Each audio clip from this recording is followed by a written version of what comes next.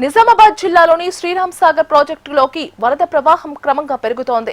ఎగువ నుంచి జలాశయంలోకి 85,266 క్యూసెక్కుల వరద నీరు వచ్చి చేరుతోంది.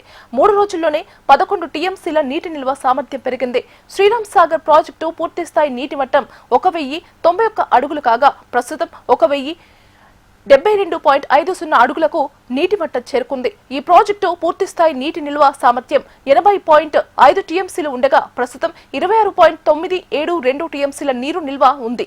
గత సంవత్సరంతో పోలిస్తే ప్రస్తుతం ఆశించిన స్థాయిలో వర్షం కురవలేదు అంటున్న ప్రాజెక్ట్ ఈఈ లాల్ సింగ్ తో మా ప్రతినిధి Anand Paul face to face.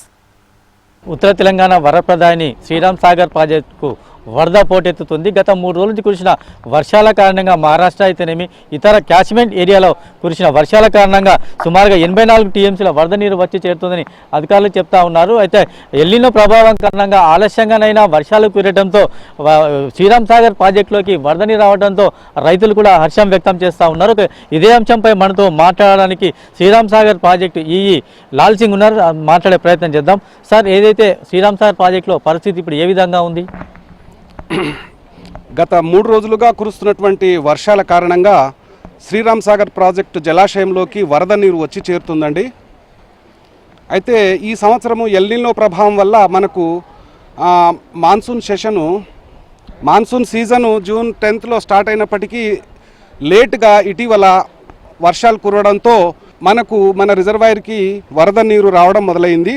ప్రస్తుతం నీటి మట్టం వచ్చేసి 1071.9 ఫీట్లు, నీటి నిల్వ వచ్చేసి 26.5 టీఎంసీ, టోటల్ ఇన్స్టాంట్ ఇన్ఫ్లోస్ వచ్చేసి 84,998 క్యూసెక్స్ అండి. సో మనకు ఈ ఇన్ఫ్లోస్ మన లోకల్ క్యాచ్మెంట్ ఏరియా ప్లస్ పైన బాలేగాం రిజర్వాయర్ నుంచి ఒక గేట్ ఓపెన్ చేయడం వల్ల ఒక 25,000 క్యూసెక్ల వాటర్ వస్తుంది. అయితే అది ఈరోజు రాత్రి 10 PM అది క్లోజ్ చేశారని తెలిసింది. అయితే ఆ వాటర్ కూడా ఇంకొక 5-8 అవర్స్ మనకు వస్తుంటుంది. ఈ లెక్కన ఇప్పుడు కొనసాగుతున్నటువంటి 84,000 క్యూసెక్స్ ఆఫ్ వాటర్ ఇలా ఇంకొక 5-6-8 అవర్స్ కొనసాగుతుందని మేము భావిస్తున్నాము. గత సంవత్సరంలో చూసినట్లయితే ప్రాజెక్టులో ఎంత మేర నీరు ఉండేది, ఇప్పుడు ఎట్లా ఉంది సార్? గత సంవత్సరంతో పోల్చుకుంటే ఇదే రోజు గత సంవత్సరము 1077.6 ఫీట్ల నీటి మట్టం ఉండేదండి. 38.7 టీఎంసీల నీరు ఉండేది. ఇప్పుడు 26.5 అంటే ఒక 10 టీఎంసీ ఆఫ్ వాటర్ గత సంవత్సరంతో పోల్చుకుంటే తక్కువగా నమోదైంది. Thank you.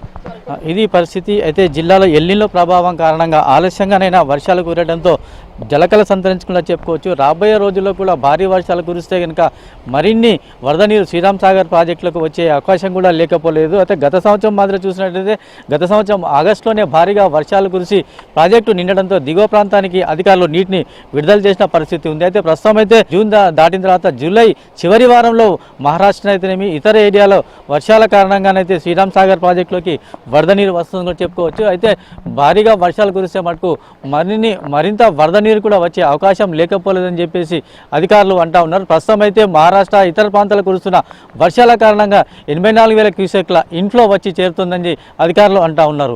ఇది శ్రీరామ్ సాగర్ ప్రాజెక్టు వద్ద ఉన్న తాజా పరిస్థితి. కెమెరామెన్ కళ్యాణ్తో ఆనంద్ పాల్, HN TV.